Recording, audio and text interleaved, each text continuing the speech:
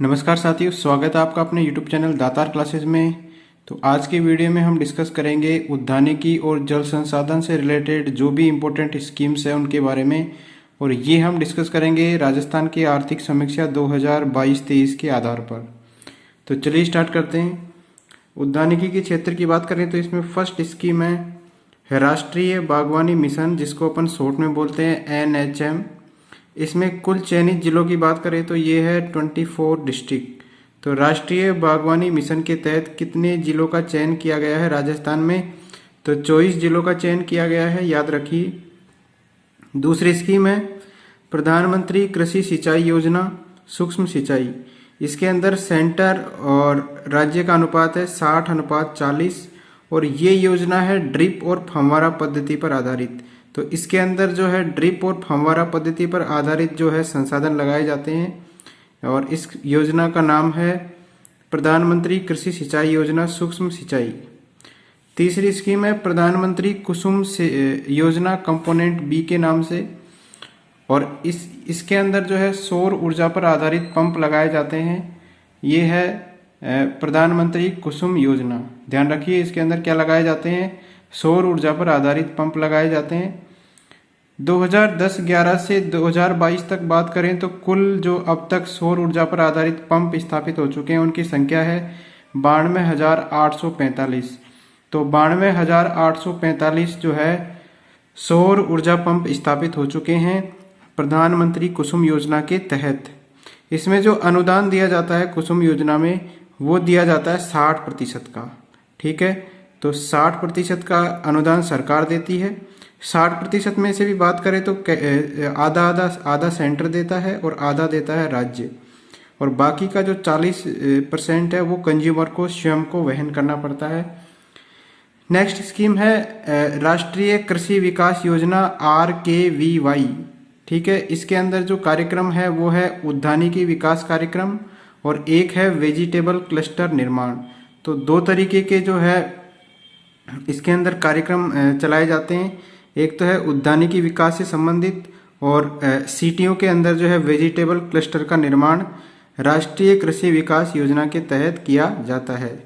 तो 4 योजनाएं हो गई। 5वीं योजना है फर्टिगेशन, फोलियर फर्टिलाइजेशन एवं ऑटोमेशन योजना।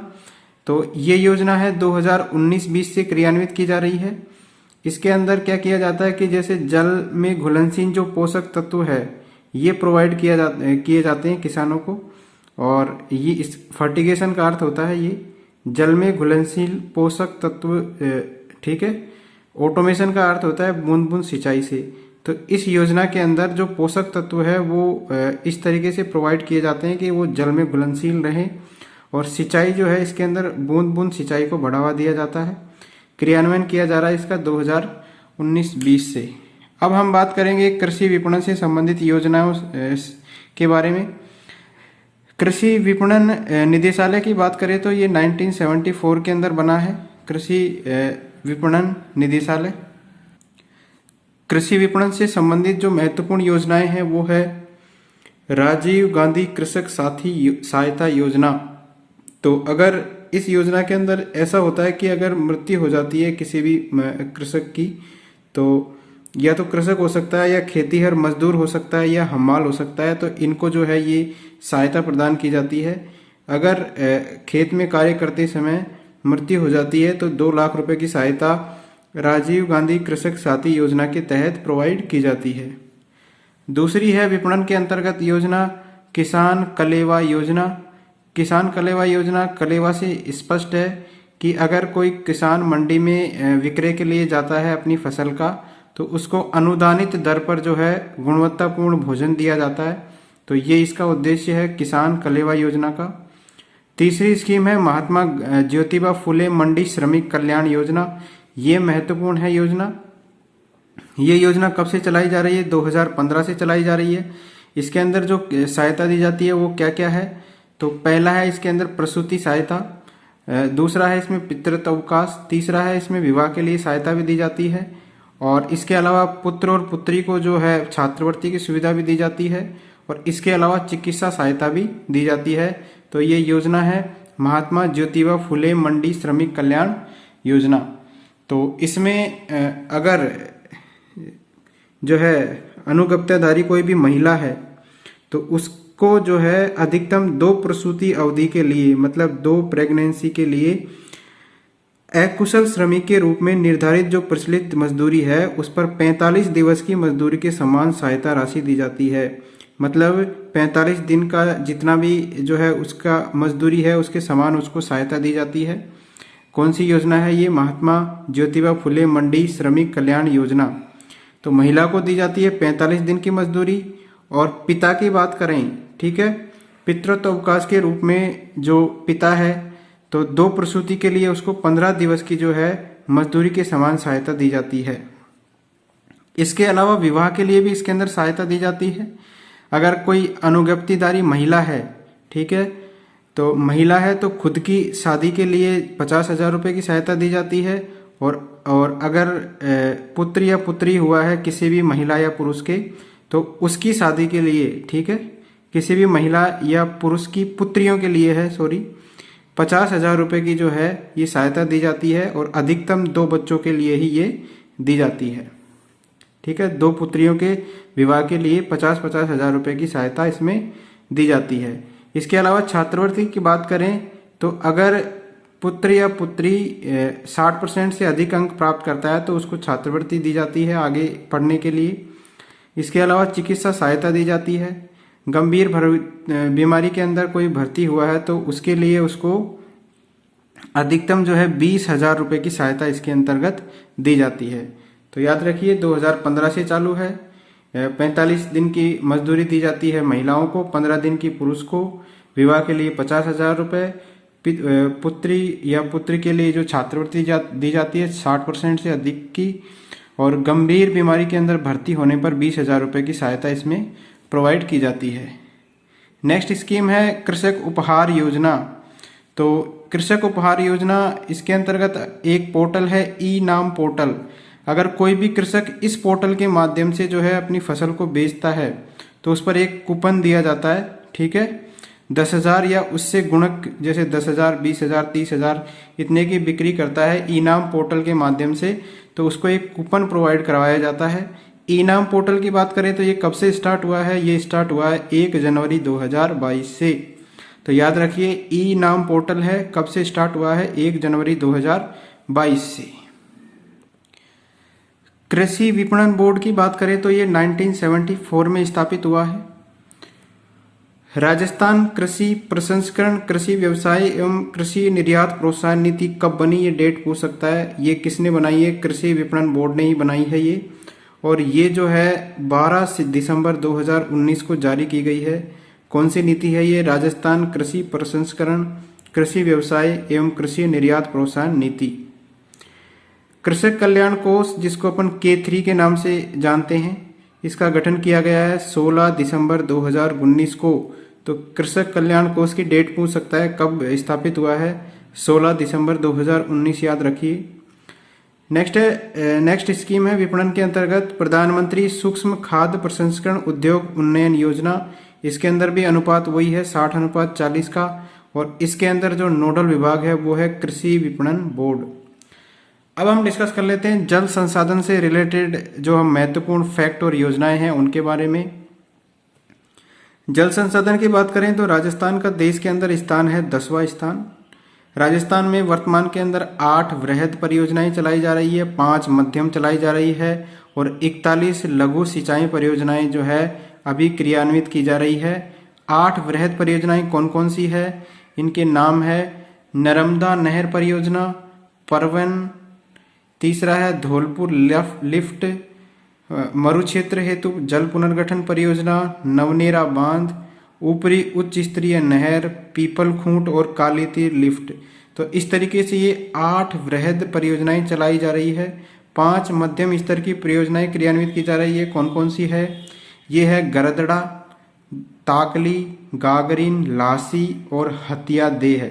तो इस तरीके से ये 5 तो मध्यम परियोजनाएं और 8 वृहद परियोजनाएं, इसके साथ ही 41 लघु सिंचाई परियोजनाएं राजस्थान में चलाई जा रही है। नर्मदा नहर परियोजना की बात करें तो इसके अंतर्गत 2 जिलों के नाम याद रखिए, जालोर और बाड़मेर। तो नर्मदा नहर परियोजना में कौन कौन लाभान्वित जिले हैं? जालोर है और एक बाड़मेर है। और इसके अंदर स्प्रिंकल सिंचाई की सुविधा इसके अंतर्गत प्रदान की जाती है।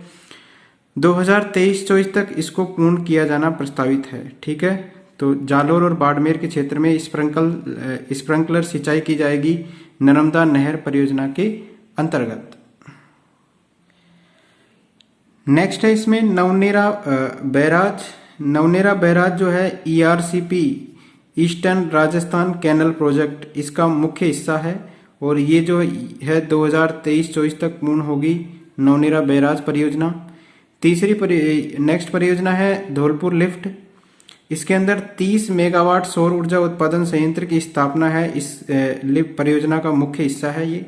इसमें कितने मेगावाट का सौर ऊर्जा उत्पादन संयंत्र स्थापित किया जाएगा? तो 30 मेगावाट का सौर ऊर्जा संयंत्र इसके अंतर्गत स्थापित किया जाएगा।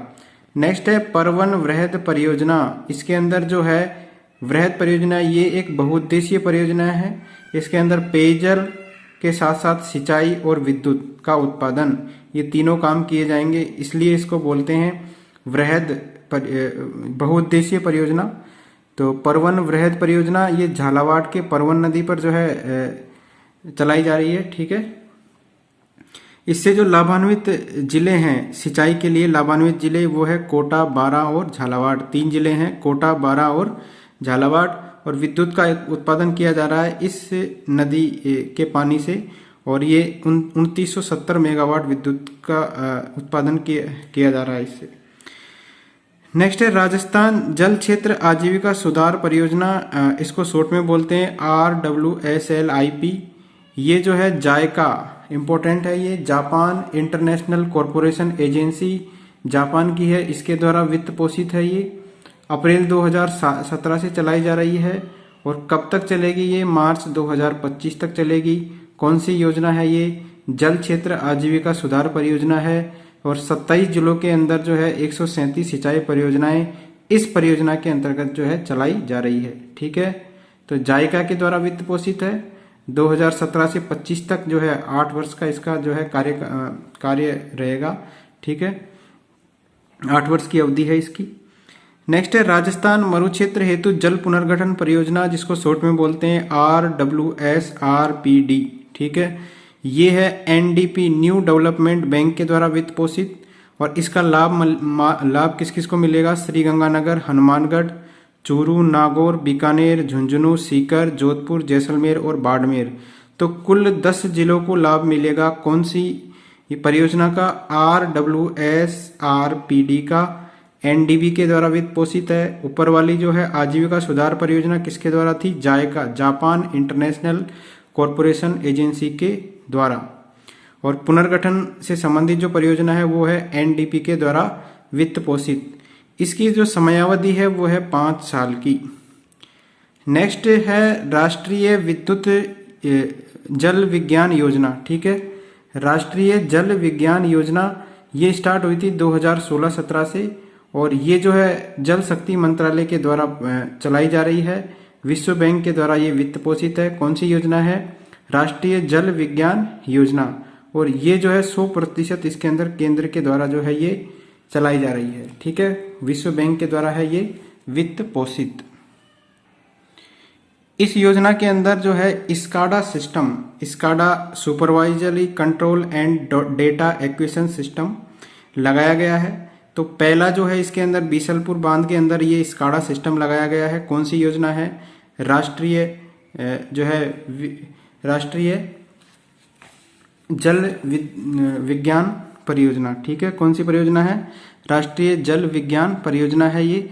और इसके अंदर जो है फर्स्ट जो है स्काडा सिस्टम लगाया गया है। कहाँ पर? बीसलपुर बांध के अंदर। नेक्स्ट है ड्रिप परियोजना, बांध पुनर्वास एवं सुधार परियोजना इसका नाम है। विश्व बैंक के द्वारा वित्त पोषित है ये परियोजना और इसके अंदर कुल शामिल राज्य है 18। कितने राज्य है? 18 राज्य है और राजस्थान का स्थान है इसमें पहला। ठीक है, तो बांध पुनर्वास एवं सुधार परियोजना कितने राज्यों में चलाई जा रही है? 18 राज्यों में।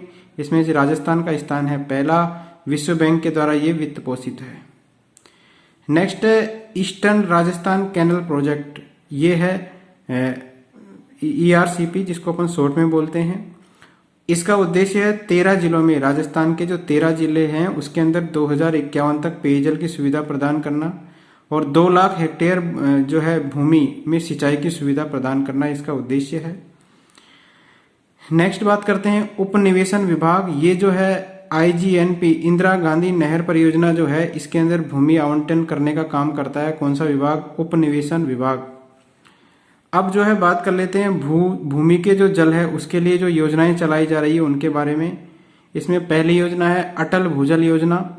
ये चलाई गई है अप्रैल 2020 से और ये 2020 से चलेगी 2025 तक। 7 राज्यों में ये चलाई जा रही है। राजस्थान इसमें से एक है और राजस्थान के 17 जिले इसके अंदर शामिल है। कौन सी योजना है? अटल भूजल योजना। तो ये भारत सरकार और विश्व बैंक के 50-50, ठीक है, विश्व बैंक के सहयोग से चलाई जा रही है, भारत सरकार और विश्व बैंक के सहयोग से। और इसके अंदर रेशियो है 50:50 का रेशियो है। नेक्स्ट योजना है भूजल से संबंधित योजना राजीव गांधी जल संचय योजना। तो इसके 2 चरण है। पहला चरण स्टार्ट हुआ था 20 अगस्त 2019 से और ये था 2 साल के लिए। दूसरा चरण स्टार्ट हुआ 1 सितंबर 2022 से, ये है 2 साल के लिए चलेगा। इसमें जो प्रशासनिक विभाग है वो है ग्रामीण विकास व पंचायती राज विभाग और नोडल एजेंसी की बात करें तो ये है जल ग्रहण विकास एवं भू संरक्षण विभाग, ठीक है। तो ये है राजीव गांधी जल संचय योजना। इसका दूसरा चरण चल रहा है वर्तमान के अंदर। इंपॉर्टेंट है ये, प्रशासनिक विभाग याद रख लीजिए, ग्रामीण विकास व पंचायती राज और नोडल विभाग है इसका जल ग्रहण विकास एवं भू संरक्षण विभाग। एक फैक्ट और है कि राजस्थान की जल नीति कब लागू की गई थी? तो 2010 में जारी की गई थी राजस्थान की जल नीति। तो थैंक यू फ्रेंड्स।